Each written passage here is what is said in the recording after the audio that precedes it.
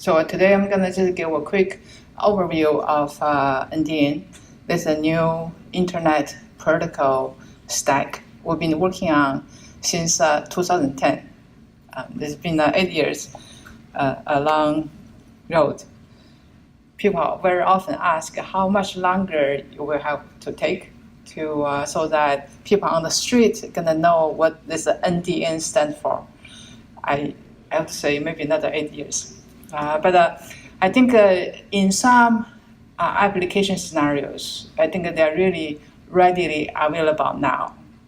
That is, depending what kind of functionality you really need, there are very often, as I can see, there are no options. You may have to adapt this technology as of today.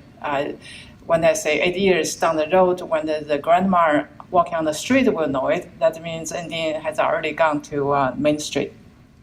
So I will do quickly, I want to say just a few words of why we need a new architecture and how this new architecture looks like in simple ways, and why this new architecture, as we believe, is really intrinsically more secure and more resilient. It's particularly useful in a military environment, like Timer just mentioned.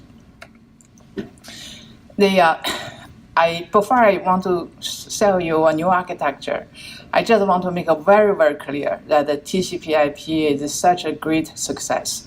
And I want to make it very clear why we're looking for a new architecture, given there is such a great success. Why don't we just stay with it happily ever after? Because TCP/IP came at a time then when the communication was by setting up the circuit first. I say that because I felt so deeply about it. Looking at the room, I don't know what I could claim. I'd be the oldest person in the room, although I look not young, but say that I really started looking into this when IP specification just came out back in 1981. So we looked through the things from very early on. The packet switching actually is first got pushed out really by the need for military applications where the defense wanted a survivable network infrastructure. It's really about the infrastructure that caused the TCP/IP to get developed. So how we could get a TCP/IP instead of the circuit switch, that was because the designer, Paul Barron, realized that computers became available now, so that you can use this new technology to do something that is not used to be feasible. I normally joke with my students to say that it's not Alexander Bell wasn't smart enough to start communication with the packet switching, but rather in his days, the only thing available was just the electronic signals, not computers. So we came up with the circuit switch first, but when computers becomes available, you can do games in an entirely different way than the packet switching. So it's a resilient network infrastructure where it enables any nodes to talk to any other nodes. But also, I want to repeat this one more time. It's really about any nodes talk to any other nodes, like Timer emphasized earlier. It's a point-to-point communication with all the addresses. So it is orders of magnitude more resilient than the circuits. But nevertheless, it's a point-to-point communication. Now, 40 years passed, depends on where you start counting. This infrastructure revolution was such a great success. That's why we got this global internet now. The problem is that after 40 years, the technology moves forward. So therefore, what we do today is no longer what we wanted back then. Like when I first looked into this stuff, I was taught, how great the IP was. But today, you look at all this mobile stuff, handheld devices. They ask for different things now. What's the different thing? The number one is the dynamics. the dynamics kills this resilient communication through infrastructure. Now you look at this picture. This is given from timer. There can be no infrastructure, and yet the applications demand resilient communication. So the question is how you can do resilient communication even in the absence of infrastructure. Of course, if it's there, you can fully utilize it. But if it's not there, you really need a new way to solve your problem. So what is this new way? This new way, the so-called new way, wasn't very new, Conceptually, this was a talk given by Van Jacobson back in 2006. 12 years passed, how time flies. The Google recorded thing on the YouTube, whoever has time, I still strongly suggest spend a half an hour, 40 minutes and listen to it. It's really refreshing to see how you can look at the communication from a very different viewpoint. So basically says that an IP, as I said earlier, just one packet goes to one specific destination address. And this new way we call it named data networking. Some people call it information-centric networking. It all means the same thing. So essentially is that you just fetch data. And you say, network, give me this data. And without specifying whatever address or anything or where, the network takes a responsibility to find that piece of data for you. This may sound a little magic, but I will show you it's not that much magic at all. We can actually do it. People very often ask the question to say, you say, oh, application name. What do you mean by that? Today, the applications, I'll talk about the names. Generally, if it's a web application, that's a URL. So like for this conference, you know that there's a website.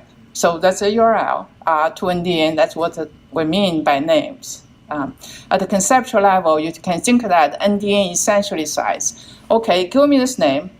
Just give me this name. I'm not going to do any translation, any DNS lookup. I just threw this out at the network layer to the next router, and the router will get the data back to me. And that's it. So the second URL, if you remembered, that's actually the same URL in the previous slides. That's a pointer to Van Jacobson's video recording. For the MILCOM front page, that probably fit into one data packet. But for a video recording of a talk, I don't know, maybe thousands of packets. So therefore, what we're talking here is that we need to segment the application level data objects, if it's too big, to MTU size of the NDN network level data packets. When we say we use named data to communicate at a network layer, we literally say that every data packet has a name. You throw that name, the name of individual data packet, to the network, and network will fetch it for you. How you can chop this video recording stream object name into multiple data packets name? It's simple, right? All the videos have the frames, and each frame you can chop into different segments. So you basically add the frame number, segment number, then you can make tons of the network level packet name. You throw out those requests, the network will deliver it. So now I'm going to explain to you that this sounds like a big change from what we have today, but I want to show you actually, conceptually at least, it's not a big change. You look at today's protocol stack, we all call it hourglass. It's hourglass because we need like IP as the interoperability layer. That everything speaks IP, both below and above. And so that's how the whole world got connected. And similarly, NDN has the same protocol stack. There's this named data networking network layer. as the narrow waist connecting everything else. Anything below, it basically carries NDN packets. Anything above it, well, you send NDN packets. There's some big differences hidden from this simple picture. One, you probably noticed that there's a color scheme here. In the left, for the IP application, is blue, and the rest is black. I grayed out the link layer and the transmission media layer because that's beyond our scope of interest. The reason I use a different color is because applications have their own namespace, like I mentioned before, the URLs, etc. But for the IP and the TCP2, they use a different namespace. We use IP addresses as of today to deliver packets. And how can NDN has all this application transport and network layer have the same color? This is because I explained earlier. They use the same namespace. That's exactly what our applications use to name the data. So NDN get rid of this concept of address entirely. We say that we can just do the forwarding based on URL equivalent. Transport, normally people have port numbers. That's basically a demultiplexer to say, okay, packet arrives at the destination and which application process should grab it. And that function is also integrated into the names. So we just have one name, and then it does the job of address and the ports as well. And also application data unit. For example, TCP had sequence number that all get folded into the names. Just one name covers multiple layers. There's one other difference. That is, when you say you name the data, that causes a big difference. From IP, you name the destinations. Because when you name the destination, the network will just shoot the packets like bullets toward the destination. Now you name a piece of data, say a web page. You give the name, it doesn't go anywhere. Data cannot move on its own. So therefore, NDN actually is kind of HTTP semantics moved down to the network layer. You have to request data, then you get it. Just like the earlier slides, actually, I mentioned it. Like this, right? You send a request, then you get data back. So that's basically the difference. Those additional differences I'm going to introduce here. Because you have to send a request, then you get data. Therefore, at the network layer, now we have two types of data of the packets. So one is called interest, that is request. The other one is data packet. And in particular, I want to call your attention about the formats of the data packet. It of course has to have names for the data. There's some small pieces of metadata describing your data to facilitate the applications. And also, the most importantly is the last component, that's a crypto signature. So NDN has fundamentally this principle, that is, the security must go with the data itself. Why so? You can see the benefit in the later slides. So consumers and whoever wants the data, you throw out your interest for data, and the producers have the data available, and the network will do the bridging in between to deliver the data. So I just want to add one more slide to emphasize again why we want to secure the data directly. So you name the data already, and with that, you can have a crypto signature that permanently binds the name to the contents.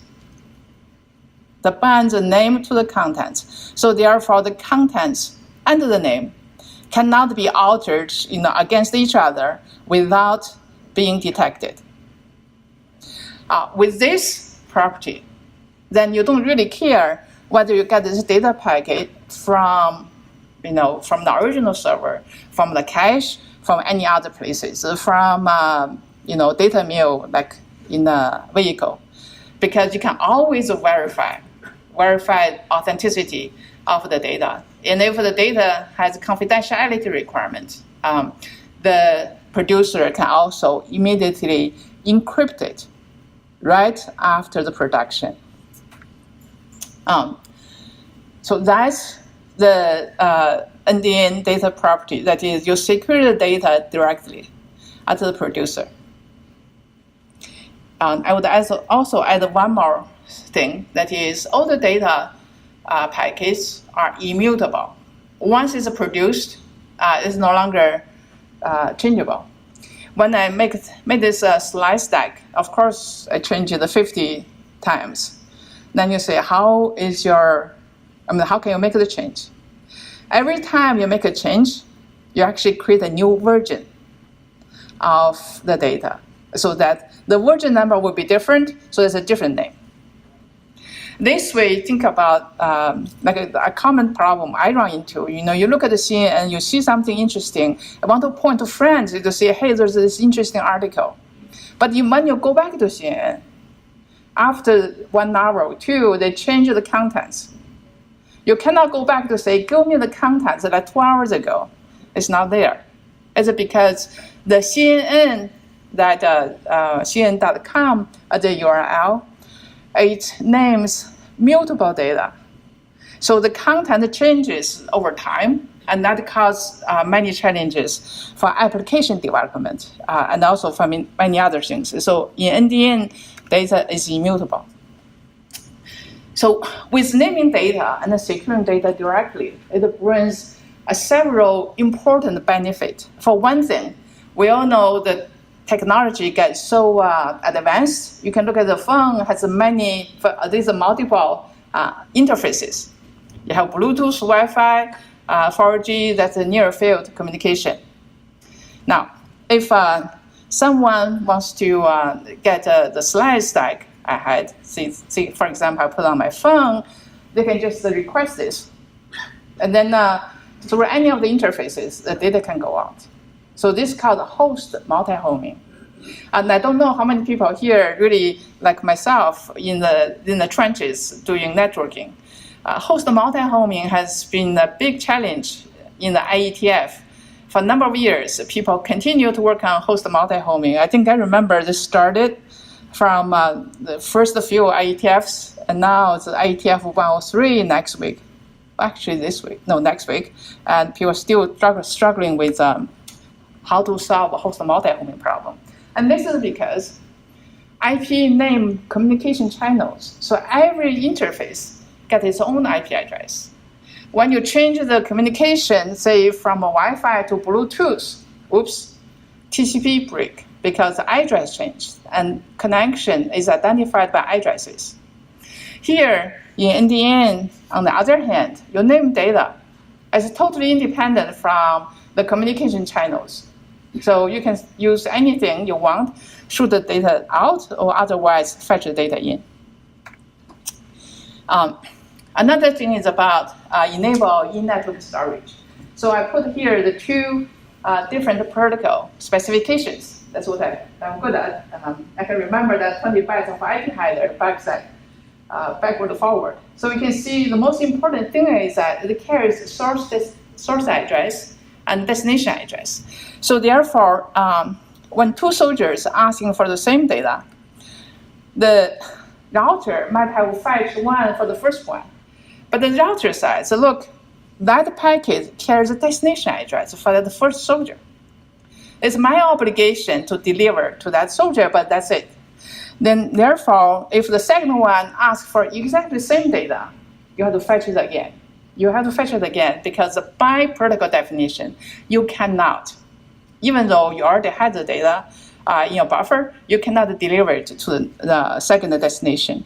In the NDN, on the other hand, you can look at the packet format. It's just the data. It doesn't really say where it comes. Oh, actually, the name will indicate who produced it, but it doesn't say where it goes. So therefore, when the first soldier requests it, the NDN router will say that, okay, data stands on its own. And as such, you can buffer it. So when the second user wants the same data, you can just fetch out of the buffer. This is not because NDN routers has more memory, and IP routers do not. That's not the issue. The issue is the protocol semantics. IP protocol does not allow a router to send the same packet to the second or third user because this says only go to the destination indicated in the destination address field. So that's how NDN enables pervasive in-network storage. Not only pervasive in-network storage, you can also carry the data by any other means. Like here, I put the backer here to say that the backer wants some data, it fetches on, and riding a bicycle, you can move to different places when the different user showed up to say, can you give me some data? If the backer has it, it will supply it, assuming the data is shareable. So this is called delay tolerant networking. What have we done differently to enable delay tolerant networking? Nothing. NDN by nature support delay tolerant networking. Again, this comes from the data is named. So therefore, it doesn't really matter where it comes. And second is also data is secured. It doesn't really matter who gave you this package. You can always verify yourself. This only talked about, from one node to the next node, how the communication will happen. What if you want to build an NDN global internet? How would that work? So I'm gonna just talk about that. This is basically an NDN nodes that will have a few components in it. Forwarding information base, that's the universal components in any routers. You have to look up a table if you run a global internet to know where the packet should be forwarded to. What do we put in the FIP? That will be the data name or data prefix, so that when the router receives a packet, interest packet, it knows where to forward the request to other data. The second thing is called the pending interest table. And then the third one called the content store, which is just the generic data packet cache.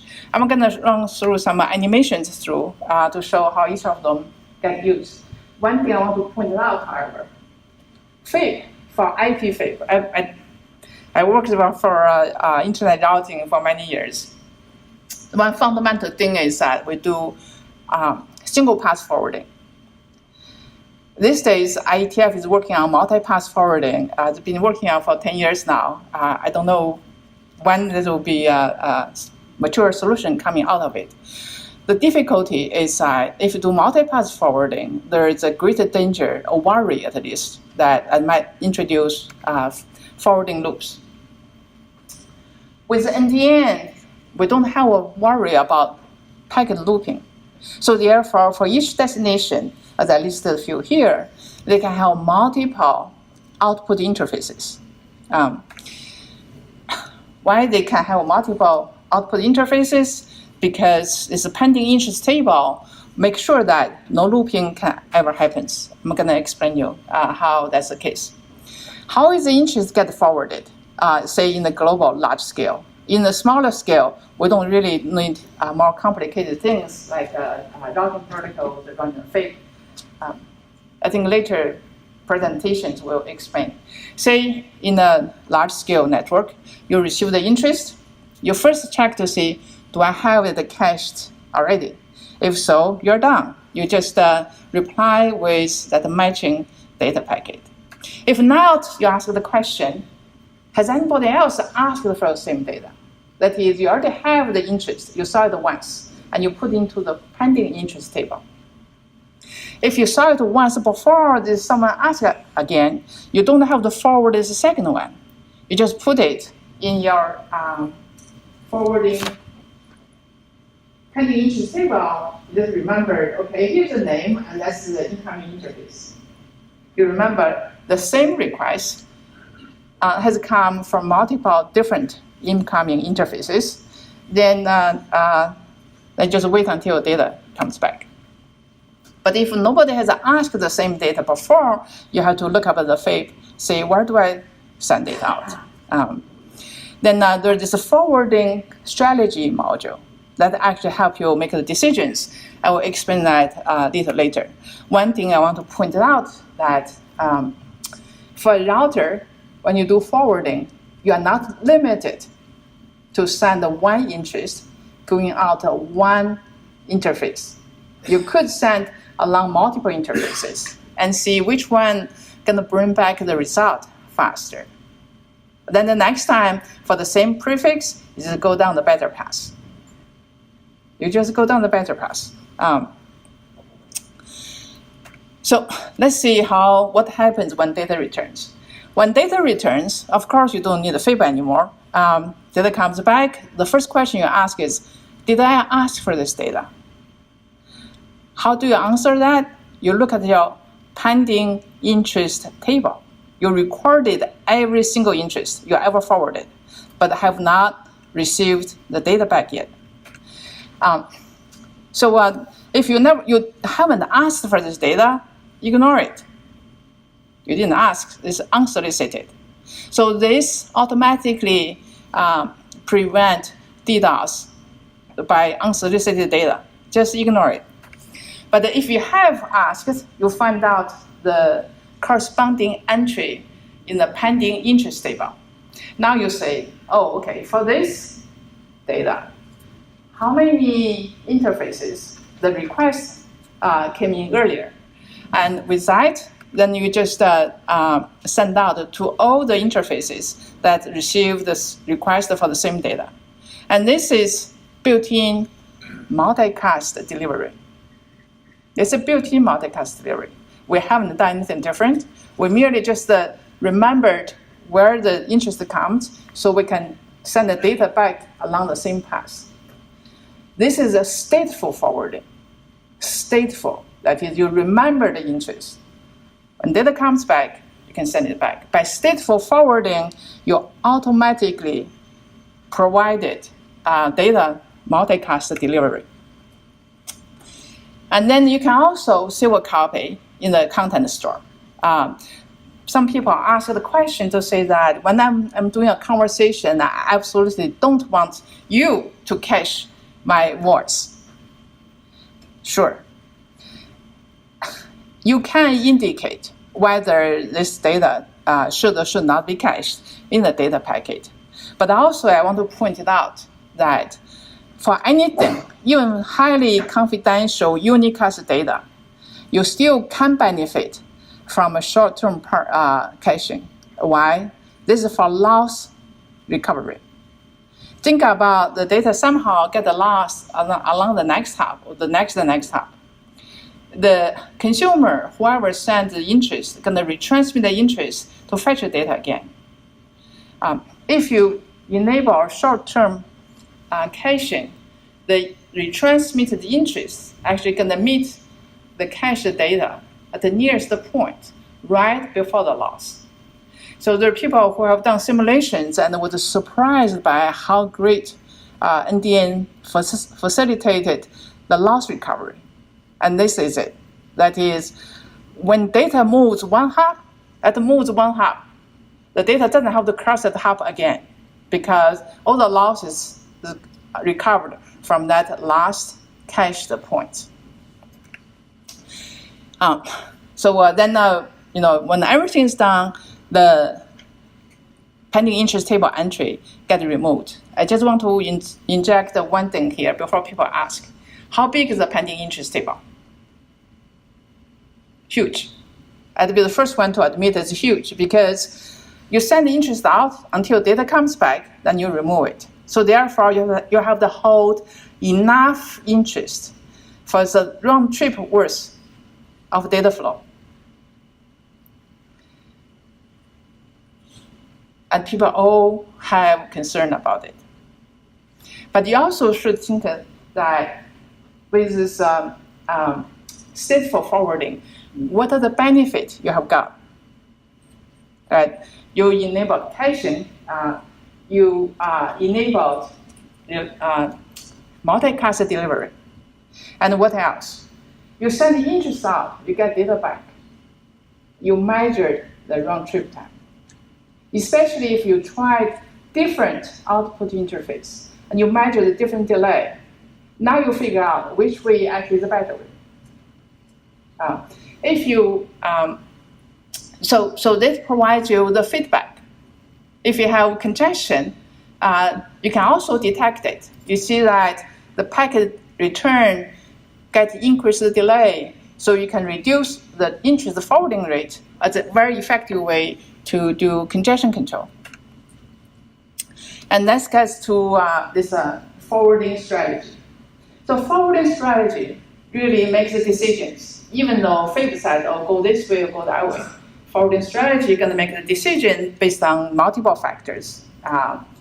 Besides the FABE, there's also the measurement, which way is better, as I have seen before, and also the policies regarding that name. Okay, if this for looking up at weather.com, maybe I gave it not so great QoS support, but if it's a commander data, then I have to do something differently.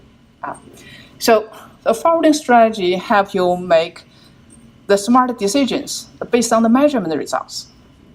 This interest data exchange creates a closed data plane forwarding loop that allows you to do many different things that people can only dream about today with IP's stateless forwarding plane. I also want to add a sentence. When I started back in 1981, look at the IP routers. I studied the very first IP router line by line by the assembly code. Today's IP routers are no longer stateless. What state are we talking about?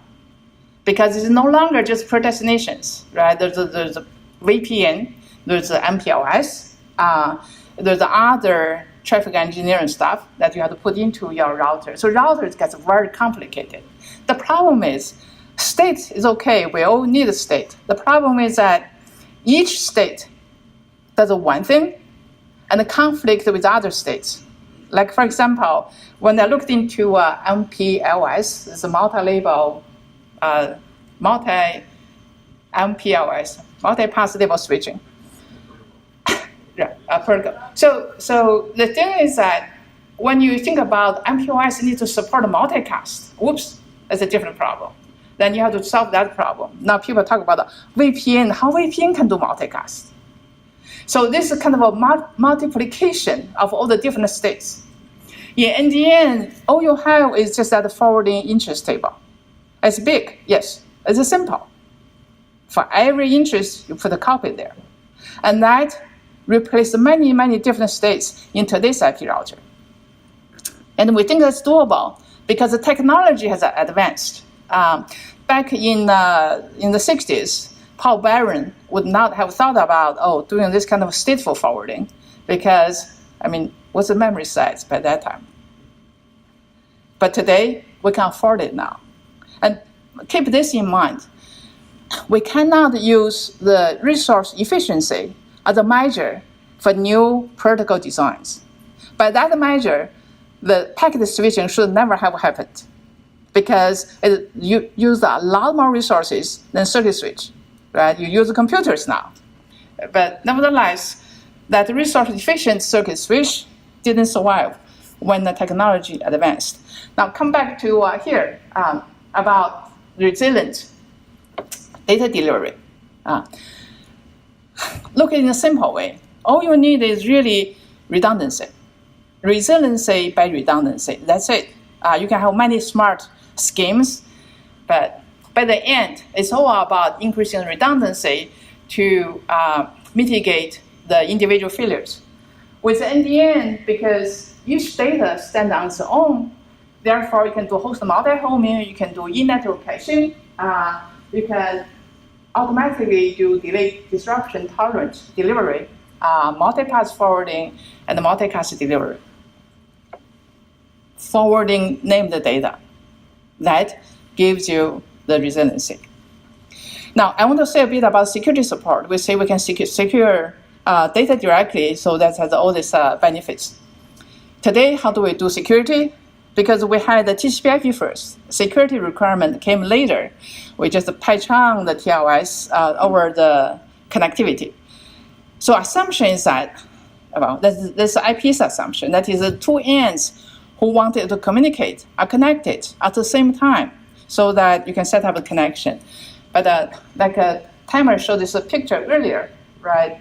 This doesn't really guarantee you every node can talk to every other node at any given time.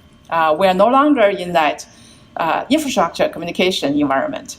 IP is a great solution for resilient infrastructure. But when we move the requirement away from infrastructure, that's how we need a new protocol stack. So what the NDN does is secure data directly. Now, what's the benefit? I said that it enables in-network storage, enables DTN, but think about also this. So you produce the data, you secure it right away. Then whoever wants it, they fetch it, they get it, they can validate. So therefore, it's enabled end-to-end security. Today, we have lots of middle boxes. I created that word many years back when I saw that those boxes pop up in the middle. So therefore, the end-to-end TCP actually rarely exists. Whenever you fetch something, by and large, you probably talk to a middle box, like Akamai's box and somebody else's middle box, the firewalls. And that really makes this TLIs created security questionable, whether it is true end-to-end. When you secure the data directly, on the other hand, you do have true end-to-end. It's an end-to-end crypto verification, independent from whether this packet actually carried by the biker or carried by the airplane. When the receiver got it, you can verify the original producer's signature. But this end-to-end security also added a new demand on all the communicating parties. Think about both the sender, the creator and the consumer of the data. They need to have trust anchors now. The consumer needs to have a trust anchor to verify the signature. Of course, the producer needs to have the keys certified by the trust anchor so they can send the data.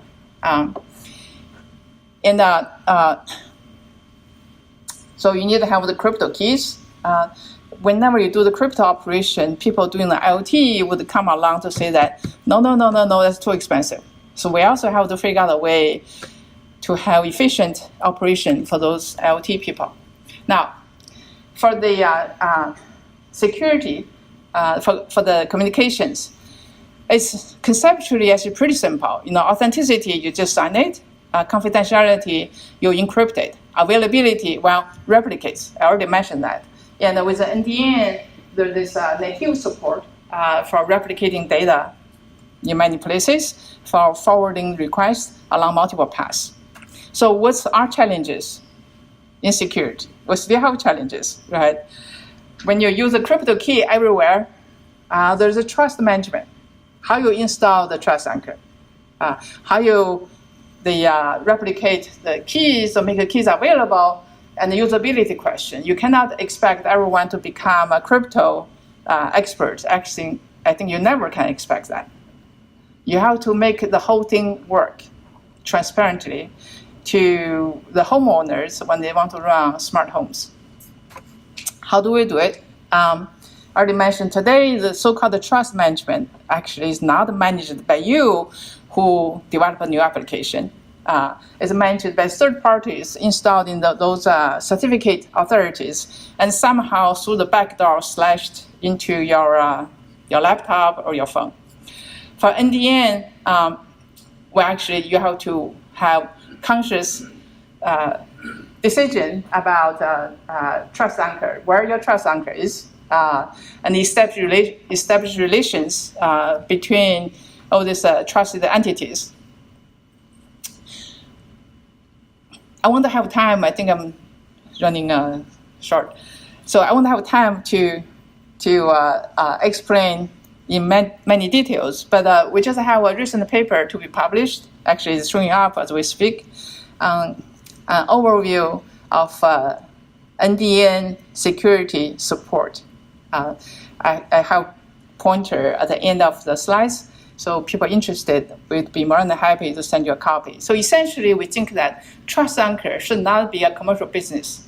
It's just like you own a business, you run your own accounting, right? You don't throw it out to say, hey, somebody else manage it. I don't pay attention. That's not how you deal with your money. And by the same principle, you shouldn't leave that out to others. You manage yourself. I think for here, people, for military environment, of course, everyone manages their own trust. But the question is how you install the trust anchor in a simple way, and also how you establish relations among the different trust anchors. What the NDN provides you is the tools. So that comes down to the usability thing. One is how you express, how you define your trust policies in the most comprehensive way, the easy way. You just say policies, right? U.S. trust the UK, or otherwise, I trust my mom to do certain things. I trust my brother to do different things. You can express that, and NDN allows you to do it easily. And more importantly, for the usability, it's all about key management. What key can do what, and how do I get the keys? Like I work for UCLA, and I know UCLA has a crypto key. The question I don't know is how do I get the key bits for that crypto key? I do not know. For NDN, you have the advantage. Everything in the cyberspace is a piece of named data. And the NDN, sign it whenever the bits get generated. So the keys or your trust policies or anything else, your certificate, is a packet with a name. And you just throw out the request, say, give me this piece of data. And the net will figure out where the data will be and fetch it for you. Everything can be fetched as a named security data. The question is, how do I know the name? I want to get UCLA's certificate. How do I fetch it? This requires agreement on the naming. We call the naming conventions. Don't consider the word convention is like an odd word. I tell you, the easiest example for convention, I would use the traffic light. You go to a foreign country, you don't need to be taught to say that the red light means stop and green means go, because that's the global convention. But naming convention is a similar thing. That is, you say that for an entity, its name is a full bar, then its certificate will be some well-defined keyword following its identity. And that's how you can easily fetch any entity's certificate once you know that the entity's name. That's just one example of the naming conventions. Once you have that, you can fetch it. But also, once you develop the naming conventions, now you know that, okay, key is named this way and data is named that way. Then you can define your trust policies, your security policies to say that the key name following this pattern can do X, Y, Z for the data name following that pattern. And that will be your trust schema. I hope that Alex later in the example applications give you some specific scenarios. So I was talking about you can fetch the keys. But there's also times when your application produce data, they need to know which key to send the data. You say, what's the difference? You just use your key to send all the data. We don't do that way because crypto people told us that you need to have the least privilege principle, i.e. you want to minimize how much each key should do, so that if by chance, by accident, you lost the key, your damage is minimized. So therefore, in NDN, we actually produce lots of keys. Each key only do little things. Now the question is, who produced those keys? Not you.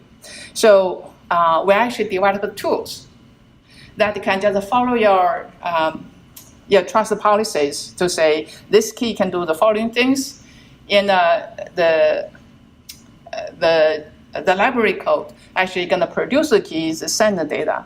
And on the other end, for the consumers, they know which key signed which data, the fetch the keys, and do the verification following the defined trust, the security policies.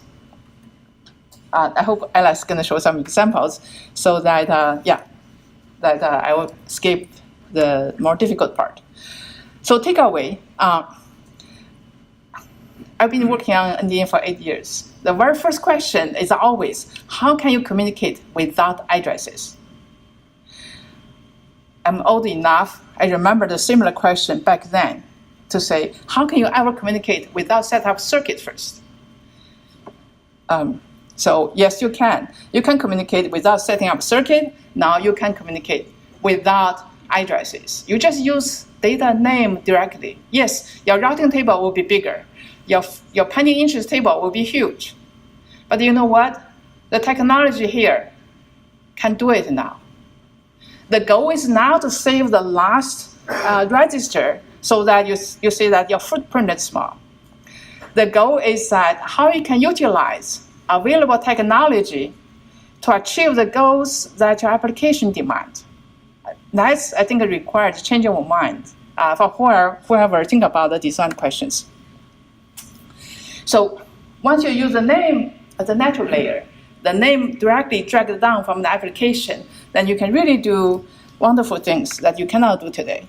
And specifically about the security and the resiliency. I showed you so far, how basically NDN approaches those problems. So this is the end of my talk. I will leave you with this quote from Einstein. It says that we cannot solve the problems by using the same kind of thinking we used to create the problem. So we have problems today with IP networking. And we have to solve that problem by different design. So that's my part of the talk. Thank you very much. Any questions? I think the NDN is basically stateful forwarding mechanism. When you talk about stateful forwarding, what's your consideration for the scalability? Like how long you want to keep the state of the fresh state, or kind of things? Can you comment on that? So if you look at the NDN box, cache, there's the cache management. That's it's a separate thing. There's the forwarding, the FAPE. FAPE 就是the minimum of the FAPE can be operated just like how you run the FAPE today. You have a routing protocol, fill in things, and whenever your router decides, right? Either your OSPF, your RIP, your BGP decide when you clean up the entries. That's how you clean up the entries. In NDN, I should say a few more words. Besides running a routing protocol, we have other means to fill in the FAPE as well. Like for example, you are in a rather limited environment. You don't have to run a routing protocol. You say, I want to find XYZ. You just send your interest out. You can flood. You can do random walk. Random walk is amazingly efficient and effective. Once the data comes back, okay, I went out this way. The data comes back. Then you can add a FAPE entry into it. You learn the path. And you can decide how long you refresh it, drop it. Decide, for soft state, how you manage the state. We have 30, 40 years of experience how to manage the network state. Land IO work on R3P. We manage the soft state R3P stuff. For the PIT, that's determined, right? You send interest out, you set up, you save that interest. When data comes back, then you remove that PIT entry.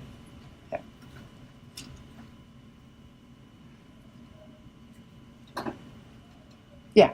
I was wondering about the scalability. You mentioned that when you have, say, millions and millions of interests from all over a large network, how will it scale up to accommodate that those millions of queries that you might get in that network? So the pending interest table only hold that interest for one round trip time. When you say millions and millions, the question is how many in one round trip? That's how big your pending interest table will be. So we did some calculations to say that you send enough interest to fill in like 10 gigabits per second link. Right. I think the pending interest table, I think is some number of megabytes, definitely less than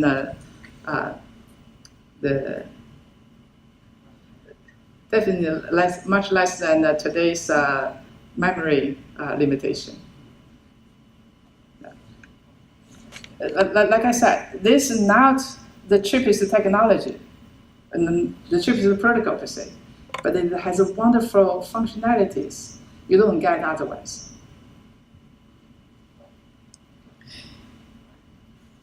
Also, I want to add one thing, that is, you look, there's many local communications. Like I said, I have the slides here, you can fetch out of this laptop. The question today is that you cannot. How you fetch is, I have to put it out in my Dropbox, you fetch from there. That increased the global state, the global traffic a lot. If you can utilize local communication, that is anything, anywhere the signal can reach, you can communicate. That's what the NDN wants to do. Then you can really reduce substantially the state, the traffic going up. There's some old studies showing that for universities for a while, now they do different things now. When the Dropbox first showed up, like almost half or more than half of the traffic going out and coming in the universities are Dropbox traffics. How does that make sense? Right? It's all because we don't really have effective way for local sharing. We all depend on the cloud. Everything is on the cloud. You have smart homes. You don't really talk to your smart device directly. You talk to the cloud and it comes down. And that needs to change. And NDN is one way to change it. We don't mean to say cloud is no great value. Cloud has a great value, except that you don't want to die with the cloud. Every time Amazon is a failure, it kills 10 million smart homes, and that's no good.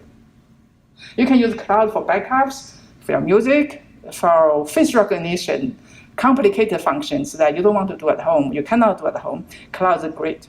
Just that your life shouldn't be hanging there.